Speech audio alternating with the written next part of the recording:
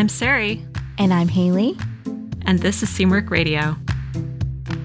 Welcome back to Seamwork Radio.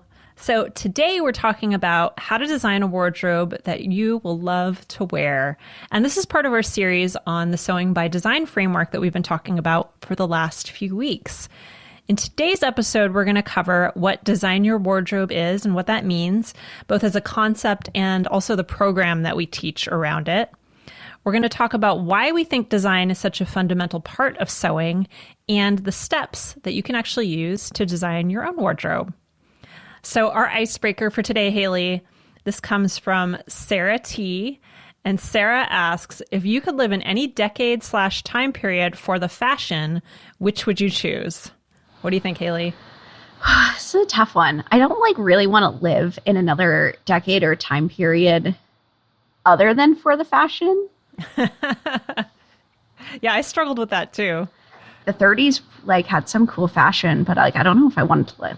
I definitely don't want to live through that. I think that my my fave decade to pull inspiration from is always the 70s. I think that's kind of the one that I revisit most often, with the 30s as kind of a close second for me. What about you, Sarai? Yeah, the 1930s, I think, have always been my favorite era for fashion because of the details in the clothing, just coming off of that Art Deco period and kind of between that period and the war, World War II. There was just so many beautiful details in clothing at that time, and the shapes just really appeal to me. I love finding old sewing patterns from the 1930s. There's some just really amazing ones. I have a lot of patterns, Hollywood patterns from the 1930s. Hollywood was a brand of patterns, and they would have a movie star on the cover of each one, and it would be a garment that was worn in a movie. And I just so cool. I love that era. But yeah, I don't want to live in the 1930s either.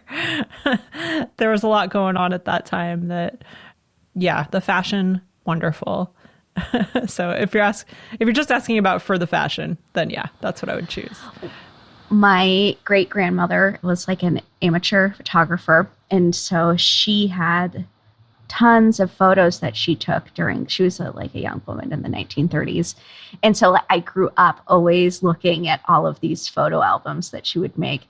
And they were just her and her friends and hanging out in the woods, making moonshine and stuff. And just the most fabulous pants, fabulous wide leg pants. I have so many good photos. And I think that kind of started my love affair with that decade.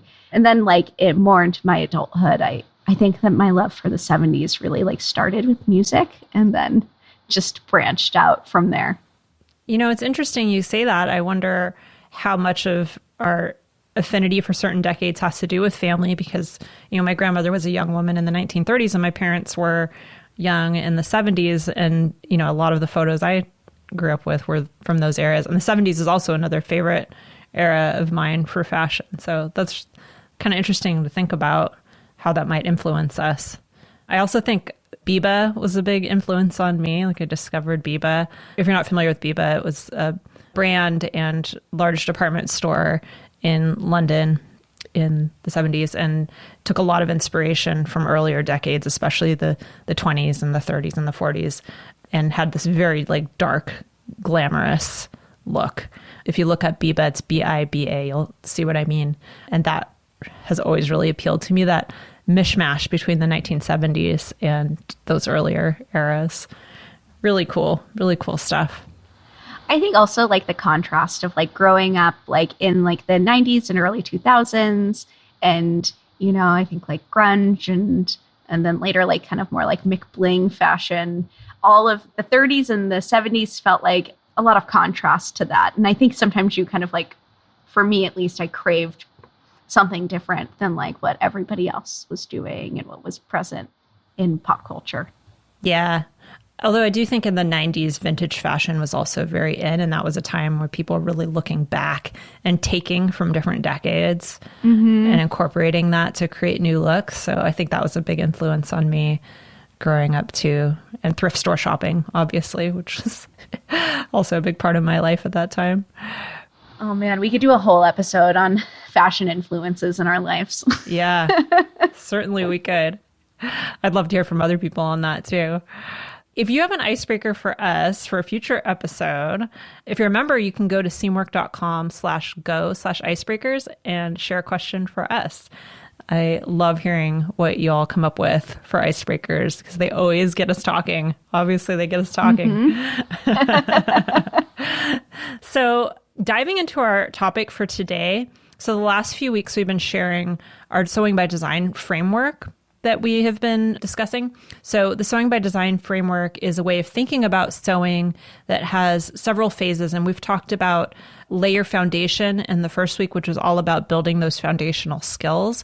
And then we talked about building your practice last week, which is sort of we talked about it as the framing of the house, the outside of the house before you start filling it with things. And so this week, we wanted to talk about the next part, which is, you could think of this as one of the rooms in your house, maybe. So as we start, we've built our practice, we've kind of got that ongoing process going of continually building that momentum into our sewing.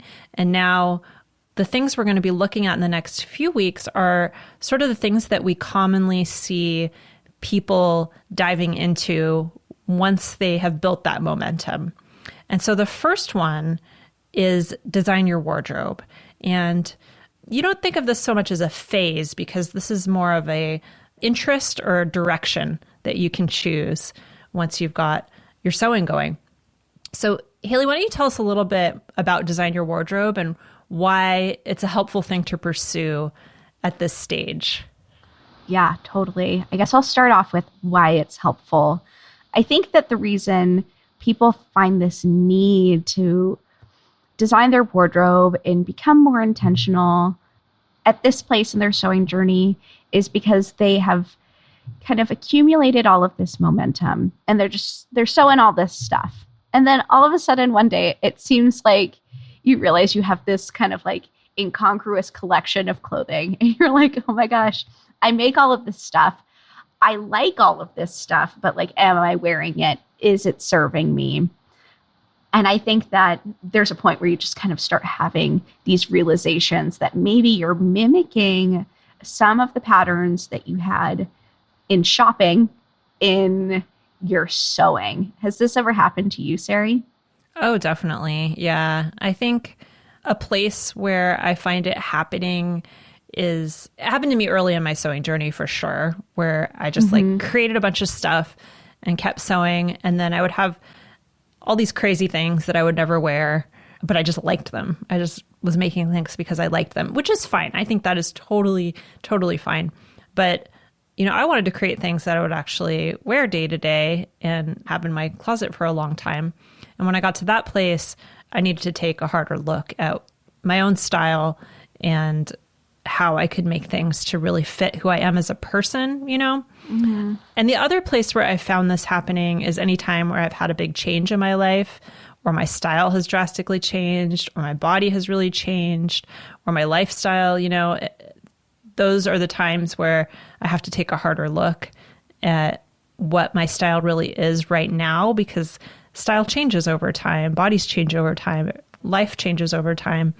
And it's really helpful to have a process for yourself, a creative process, a fun process to go through and help you kind of realign with who you are. Those are kind of the two times where I've really found it in my life. Yeah, totally. And I could basically say the exact same thing. I think for me, I found a real need for this in the beginning of my sewing journey. And then just kind of like along the way, as my life has changed and my needs have changed for sure. I think this happens too because it's really easy to get caught up in what new patterns are coming out or that cute fabric that you see at the fabric store.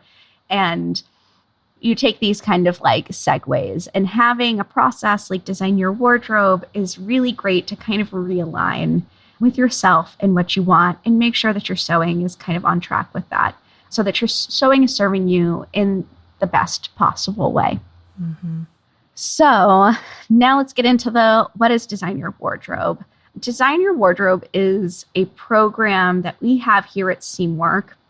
So we're going to give you a whole bunch of tips today that are based on this program. But of course, you can also just like take the program with us because it's super cool and fun. It's available for free to our members. It's a 3-week program that includes daily videos, worksheets, activities, and plus like a interactive community element.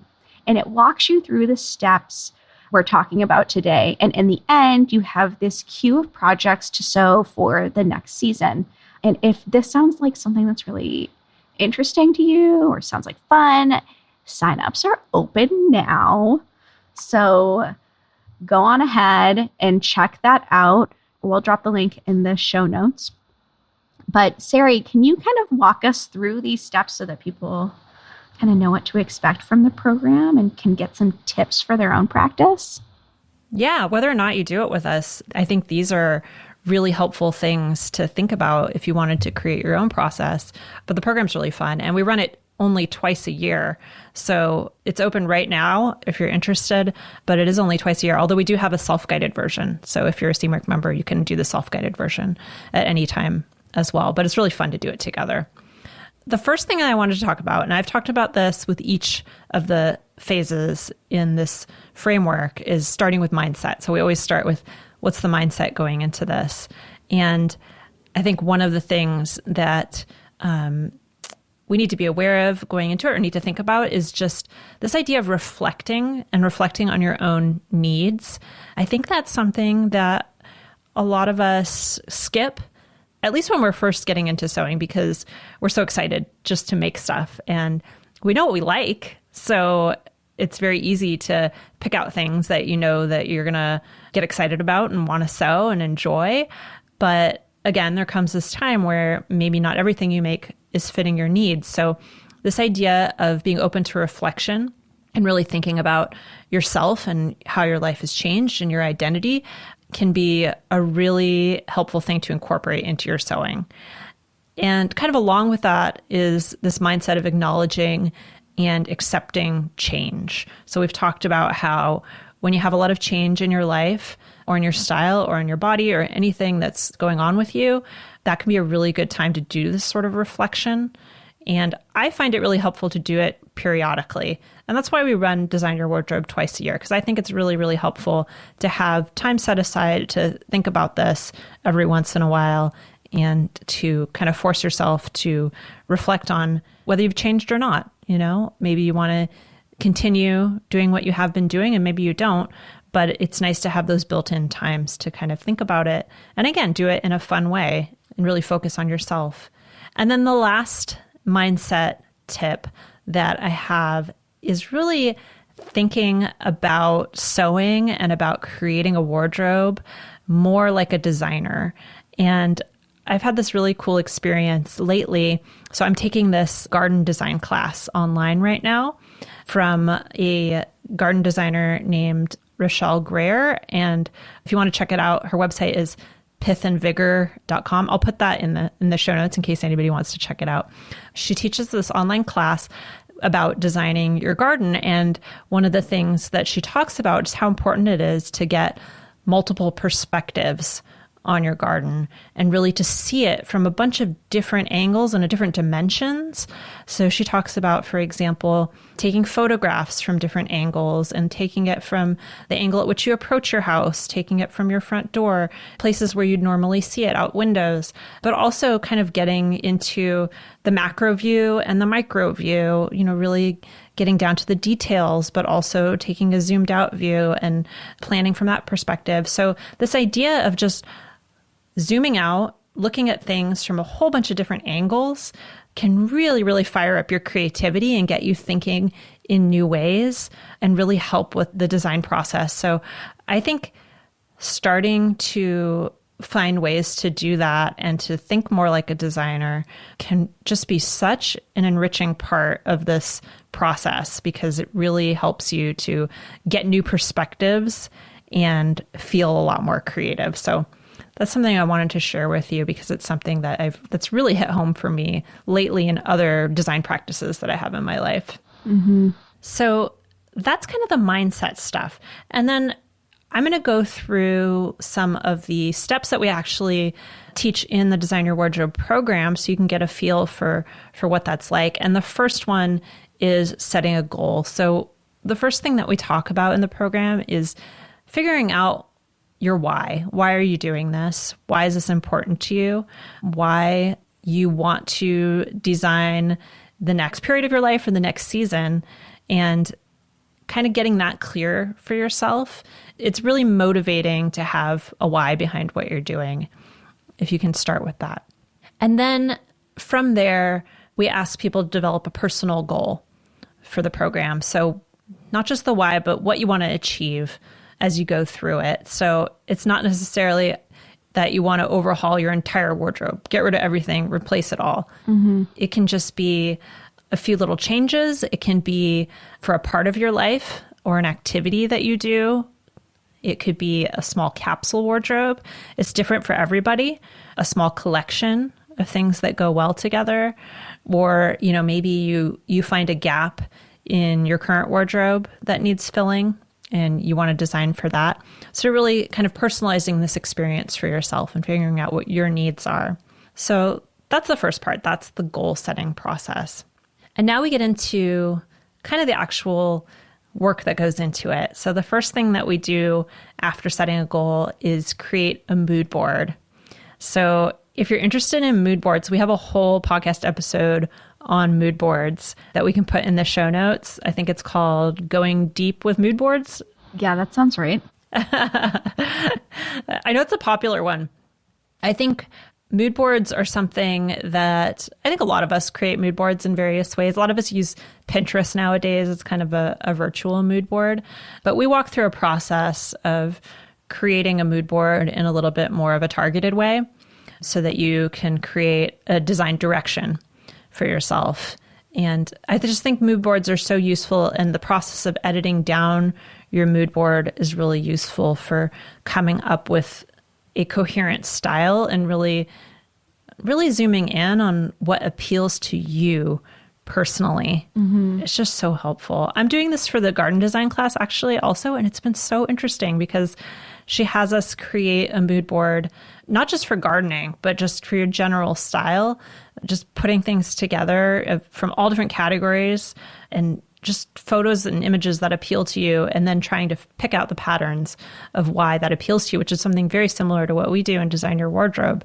And I think it's so interesting. I think this process kind of transcends different design domains. Oh, yeah. It's really interesting. Yeah, I think that there's this very human desire to want to put things into words. And I think that's really great and really helpful. But when we're talking about design, I think that using a more visual language really helps us to get real with our taste and what we have imagined in our minds, and just seeing it, getting it out of your head and seeing it on the page is so helpful to just align your inspiration with your goals ultimately.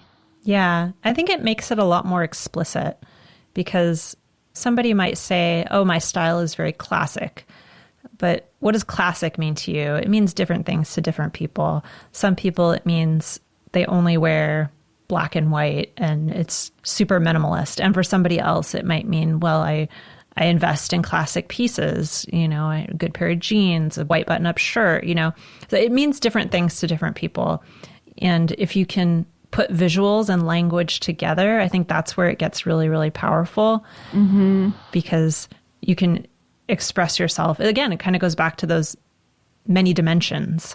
You can express yourself in different ways and put those dimensions together to create a more complete picture of what you want. Yeah. So I love mood boards, and I love using them to communicate with other people and also with yourself. I think it's really helpful. After you've created your mood board and started to sort of develop a visual language for your style and for what you're going for this particular project, we go through creating a color palette. And the way we do this is with actual fabrics. So instead of just kind of creating a color palette based on colors you like, because we're working towards a very specific project, which is creating this collection of things, we use real fabrics just like a designer would do. So designers often begin with fabric, and that's the same thing that we're doing. So you can use fabrics either from your stash. So if it's fabrics that you already have that you want to sew with, or fabrics you might want to use, you can print off things from the internet, or you can go to the store and grab some swatches of fabrics that you're thinking about buying. But that's where we start, is with color and fabric. And the reasoning behind this is that if you can build a little palette for yourself for this particular collection that you're designing with specific fabrics and put those together, then it's going to be a lot more likely that you can create things that work together and that go with each other. We have a specific process for doing this and picking out colors so that things work together and you have enough basics and you have enough kind of pops of color to make it interesting for you. It's all very personalized, but there's a framework around it. So I love doing that part too, because I have so many great fabrics in my stash. And this really motivates me to actually use them, because I can pull them out and start cutting off little swatches and putting them together and figuring out how I could use them in the next few months to create things that I'll actually wear and that'll work in my wardrobe. So that part's really fun for me. I need to do that, actually. I can't wait for Design Your Wardrobe to start. I'm excited to do this. I feel like I'm going through one of those phases we talked about, because I don't know, I keep talking about this over and over again, but just with all my life changes in the last 6 months or so, or, last year, I just feel like I need everything to be refreshed, and I'm really excited to go through this process this spring. I think a lot of people can relate to that. I think so many people have gone through so many changes in their day-to-day life, and it's very inspiring to look at it from this particular point of view and this angle, and kind of take a little bit of control back and design things for yourself. And I don't know, just spend a little bit of time on yourself. I think it's so important. Yeah, definitely. I think in this time period, it feels really good to have a space to do that, and to have a space to reconsider what you need right now. And I think that's something that's missing from a lot of people's lives at this moment in time, because everybody's just been so focused on making things work for the last couple of years. And, that's out of necessity, but I feel like this is a practice that can really help ground you again and bring you back to what you want in your life, what you want to surround yourself with, what you want on your body, how you want to feel, how you're thinking about your life and yourself right now. It's a nice reflective experience. I think that the idea of reflecting on how you want to dress your body in the coming months helps you to reflect on where you want to be a few months from now too. It's just a very kind of progressive type practice. It feels good to think forward and take action for ourselves now and for our future selves. Yeah, it's almost like a visualization exercise, projecting yourself into the future. Yeah. Yeah. So we've talked about setting a goal, creating a mood board, creating a color palette with fabrics. And then the last part is actually creating and planning the looks that you want to sew. So the way we teach this is actually creating looks like a designer would, or outfits basically. So things that go together. And then we divide those up into actual projects using that swatch palette that you created. And this ultimately creates a queue of projects that you want to sew. So we start with, what are the actual things that you're going to wear and how are you going to wear them? And then what are the projects that make up these outfits? And those outfits could include things you already own as well, which really helps you to visualize how these things might fit into your existing wardrobe.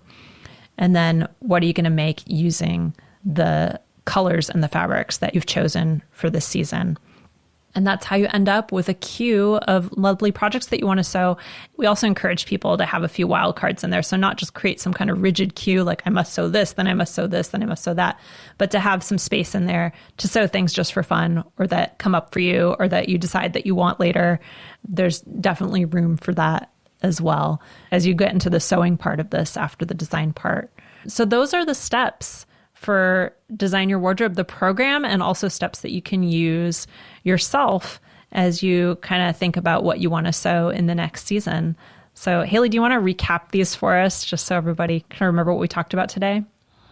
You bet. So today we were talking about Design Your Wardrobe in the context of the Sewing by Design framework, which is a framework we've been talking about the last few weeks to kind of think about your sewing journey and how to get the most joy and momentum throughout different parts of your sewing journey. So Sarai shared some tips for designing your wardrobe, which is a program that we run, but also just like some real great tips that you can use if you yourself want to design your own wardrobe. As always, Sarai started us off with some great mindset tips, reflecting on what you need in your own wardrobe and acknowledging and accepting changes that might be happening in your life. And really start to kind of like embody this idea of a designer. You're not just sewing clothing for yourself. You are the designer of your very own wardrobe, and really lean into that. Next, you'll want to set a goal for yourself. Consider your why you're doing this whole process, why you want to sew for yourself. That can be really powerful stuff. And then set a personal goal for yourself. You don't need to totally overhaul your whole wardrobe. You can make a little capsule wardrobe, or you can do something like, a little athletic wear capsule for working out or walking the dog or whatever you do in your body. Next, you're going to want to create a mood board. And from that mood board, you'll start to create a color palette. And we create our color palette with fabrics because that is kind of the paint that we will be using to create our wardrobes. Once we have our color palette created, we can plan our looks. So kind of starting with this macro look and looking at the looks and then breaking that down into individual garments and then projects. And ultimately, you'll end up with a little sewing cue to help inform the next few months of your sewing. So if you want to learn more about this, you can check out Design Your Wardrobe. You can visit seamwork.com/wardrobe. Signups are open right now. If you are listening to this later, you can also participate in the self-guided version, but we do run a group version of this twice a year, and it's really fun and interactive when we all do it as a group together. Mm-hmm. And if you liked this episode, leave us a review. We really love to read them, and it helps other people who enjoy sewing as much as we do to find us. Today, we have a review from AR in MN, Minnesota, I'm guessing. Seamwork Radio is a magical melange of content that I appreciate and value. I've picked up actionable tips and ideas for my own sewing projects, but what I really love is the thoughtful discussion of the process and practice of sewing. It's always a pleasure to see a new episode in my queue. I maintain a Seamwork membership for lots of reasons, but ironically, it's the free content like this podcast that matter most to me. Oh, thank you. That's really nice. We strive to put out lots of great free stuff as well. So I'm glad that she's finding value in both. Yeah.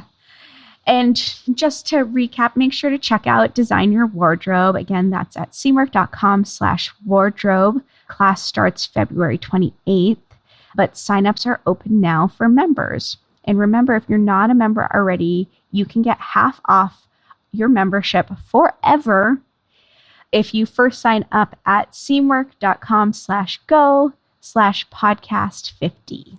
Yeah, and we'll put that in the show notes as well. So thank you for joining us today. I love talking about Design Your Wardrobe. I hope you have gotten something really useful out of it. And we will see you next week. I'm Sarai. And I'm Haley. And this is Seamwork Radio. Seamwork Radio is brought to you by the team at Seamwork.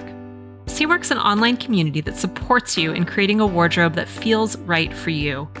When you join us at Seamwork, you become part of our private community of makers, and you also get access to monthly sew-along classes, a library of over 200 sewing patterns, and tons of great resources to help guide you through the sewing adventure that you choose.